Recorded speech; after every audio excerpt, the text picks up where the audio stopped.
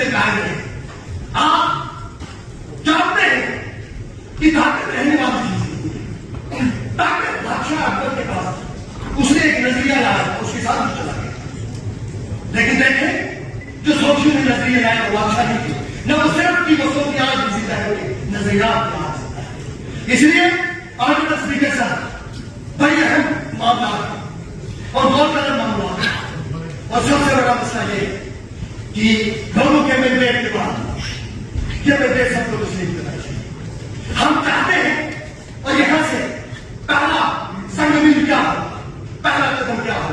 एक रामेश्वर ने कहा, बहुत बड़े दाने, उन्होंने कहा किसी ही सीमत पर पहला कदम और फिर से ही सीमत पर दूसरा कदम और फिर से ही सीमत पर तीसरा कदम।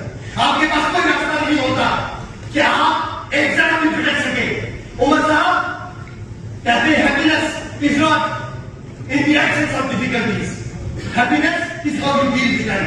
हम जानते हैं कि गुजारने और कुछ बनाए आपकी जीत को तस्लीम नहीं है, अपनी को भी को बनाए। लेकिन एक बात याद रखें कि अगर आप हक पर हैं, सिंसियरिटी में दें तो अल्लाह की मदद आपके साथ होगी और हम आपकी सिपाही आपके साथ इसके साथ एक इस्लामी एजेंडा दिया है हमारा बहुत सही प्लीज एक हमारा इक्तिसादी एजेंडा है। हमारे इक्तिसादी एजेंडे में जो इंफ्रास्ट्रक्चर की तामीर है वो तो है, वो तो करती है, हेल्थ सेक्टर है, पीएचई है, एजुकेशन है, पावर है, फिर सोशल सेक्टर से हमारा सोशल वेलफेयर भी है, पीएचई भी है, पावर में भी देना चाहते हैं। ये सब कुछ अपनी जगह, लेकिन हमें कौन को तामीर करना चाहते हैं, हमें कौन तामीर करना चाहते हैं।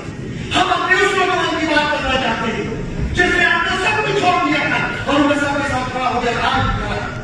हम उस फौज की बात करना चाहते हैं जिसकी इज्जत और अस्मत की कसम है कि हम कभी भी उस चीज का समझौता नहीं करेंगे जिसका ताल्लुक हमारी उन एस्पिरेशंस के साथ है, जिसके साथ हमारा वजूद, हमारा अकीदा, हमारा ईमान, हमारी आने वाली नस्लें और उन नस्लों के आने वाले नस्लों का हमारा ताल्लुक है। लीडर आपकी अपोजिशन को अपने चैम्बर में बुलाए, उनसे कहे कि आनब इस आनब को आपने यहाँ कहा वहां कुछ और लैंग्वेज इस्तेमाल करें, आप उनको मनवाए ताकि इस बिजनेस में वो शामिल हो जाए। उससे हमारा इस हाउस का जो स्टेटस है वो भी बढ़ जाएगा और उनकी जमात के मुतालिक भी जो कभी मेरे ख्याल में मुनासिब नहीं है वो रवैया जो अपनाया गया, उसका भी इसरा करने का एक उनको मौका मिलेगा। हमारा मन है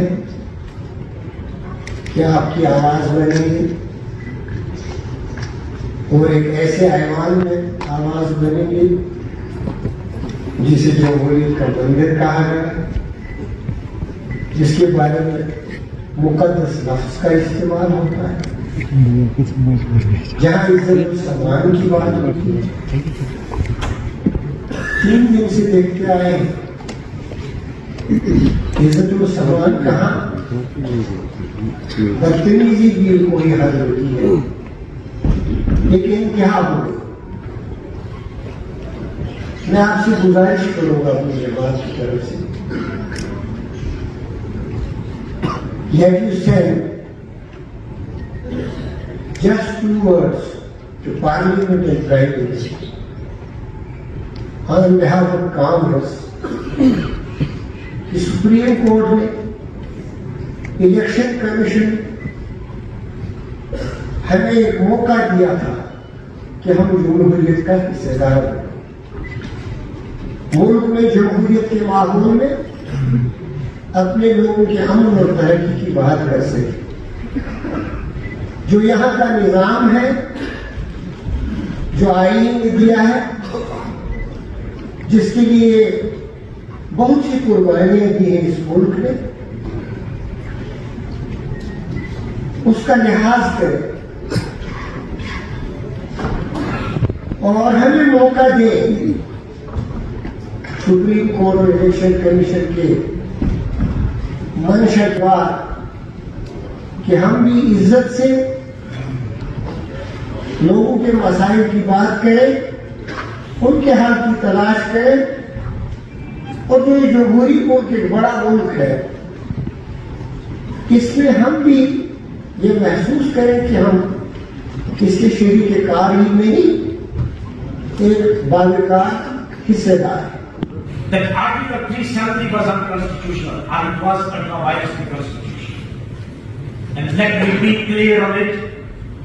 Under the Supreme Court has upheld wrongly or rightly, I may have personal differences. I may have a different opinion about the judgment of the Supreme Court. And Supreme Court is supreme only because it is the final authority. I have a respect for this agreement and I may have with the judgment of the Supreme Court. The Honorable Supreme Court measure nowhere has said that Article 370 was unconstitutional. What the Honorable Supreme Court has said is simple, that the way adopted by the government of India, the parliament, was intra-biased.